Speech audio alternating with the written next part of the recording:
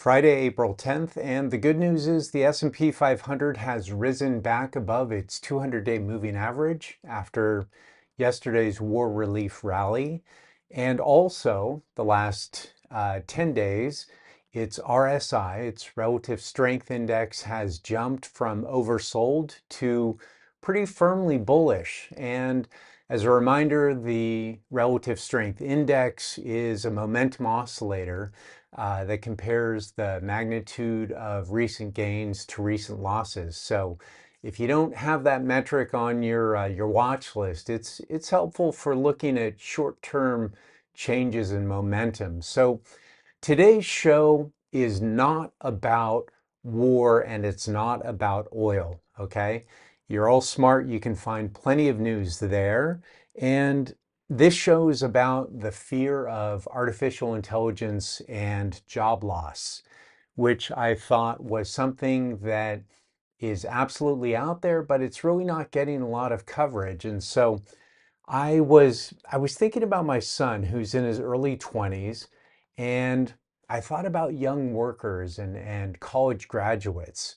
And you know, I th- I think it's frightening and I honestly a little bit hopeless when I put myself in their shoes.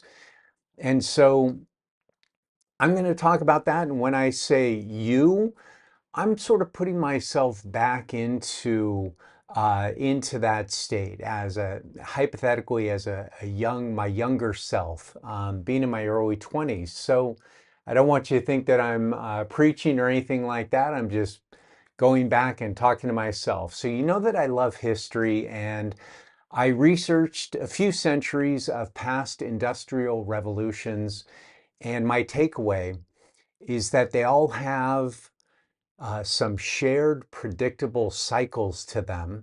And the commonality and conclusion from those cycles is that there are short-term negatives for sure, and we need to be honest about those, but there are far more long-term positives. And it's okay to acknowledge that humans fear change. It's normal. And again, I'm talking to my hypothetical younger self when I say that. So I want to call out two examples from history which are not the most cited examples, but I think that they're relatable, and more importantly, they exemplify those the cycles that I talked about that repeat throughout history. So in the 19th century, there were the English textile weavers, the weavers of clothes and materials. And at that point in time, there was the invention of these large weaving looms, the loom being the machine for the weaving, that those large looms were threatened these weavers, threatened their livelihoods, their jobs, and those large looms were driven by animals, and then they were powered by water and then steam.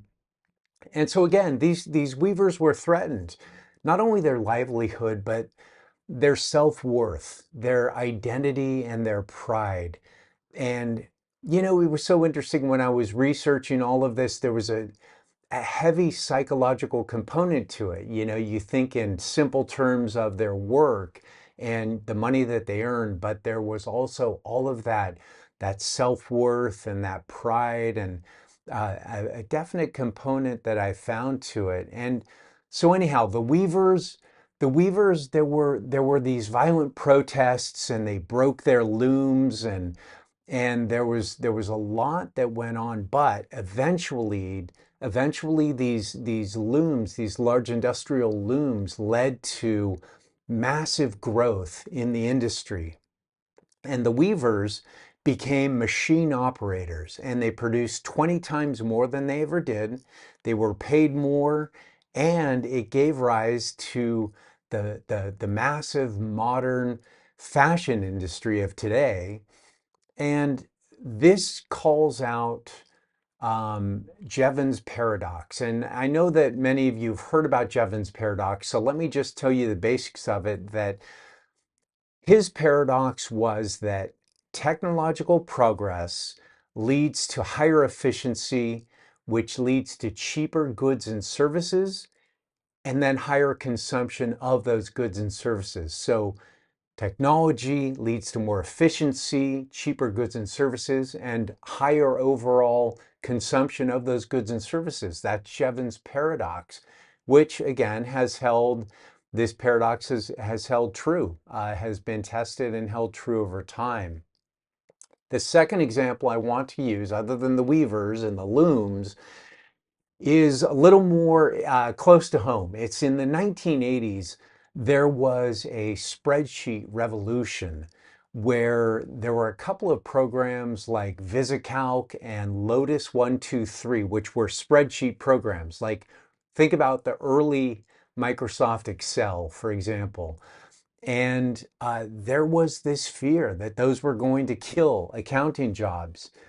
Um, but the monotony of the old school graph paper and ruler for the accountants was replaced by higher level financial analysis. And it actually created all new jobs of financial advisor and financial planners.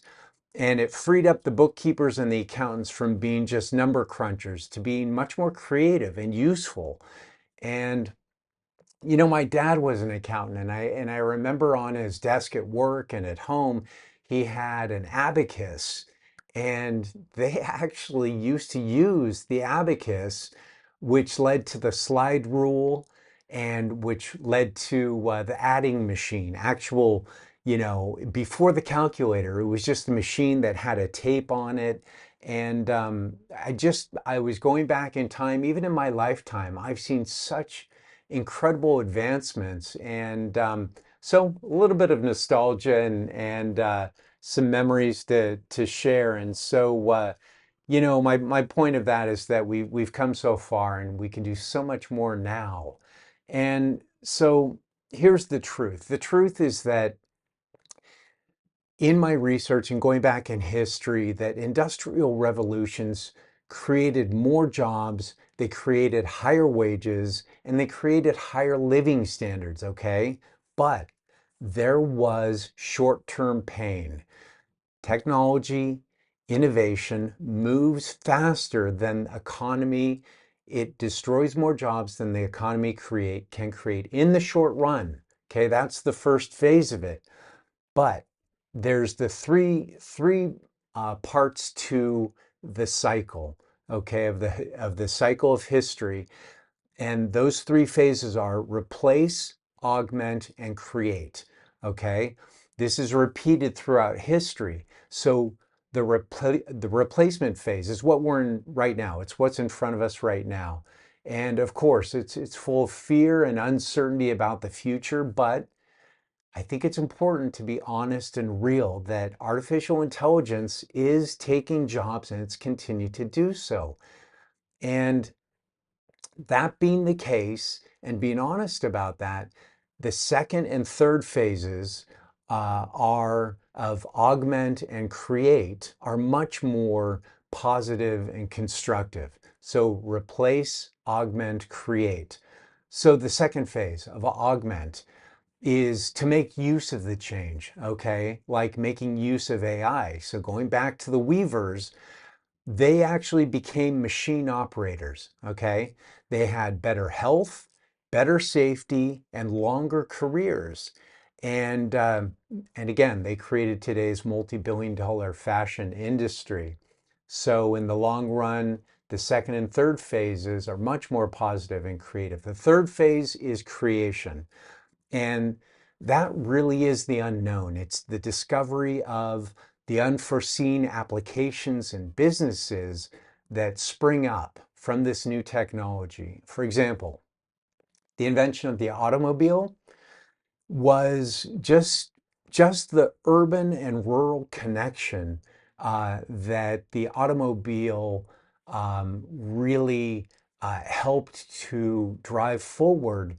It led to a whole commercial commerce boon. It led to the building of roads and gas stations. It really led to a big growth in tourism. And so that third phase of creation is historically full of surprises, and really that's where the exponential growth comes from. in businesses that we never knew existed or could exist. Uh, what we don't know what we don't know, as they say. So the takeaway from this, history's lesson teaches us, my younger self, that a worker's value isn't in their labor, it's in their judgment. Okay? It's not about your labor, it's about what your judgment. It's about what you do with the change that's in front of you. So let's be honest and simple about artificial intelligence. No matter what, it is happening, okay? So you can face it or not face it.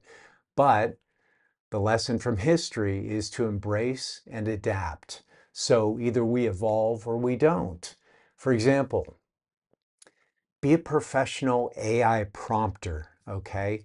Learn how to prompt and question and query artificial intelligence. For example, accountants know what questions to ask. A programmer, computer programmer does not.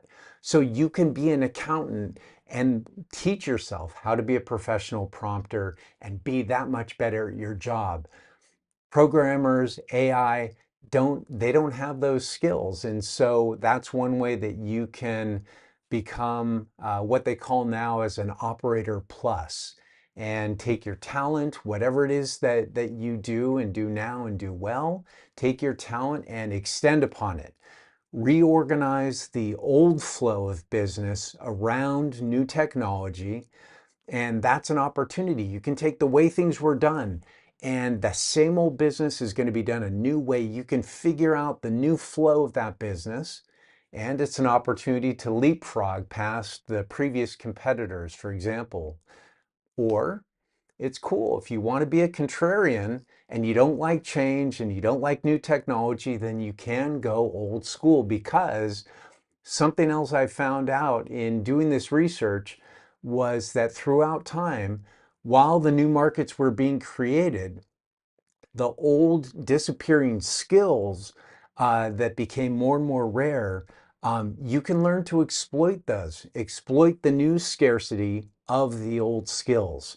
So the weavers of genuine hand-woven fabrics became more sought after and received higher prices. So sticking to their knitting, as they say, which, sorry, pun unintended, really there was a new, a new old market there as well. So you can do that as well. You can choose to do that. So today's old school demand is the old school demand, if you choose that direction for today, is the human touch, okay? The humanity, the human touch of authenticity, of trust, and of curation.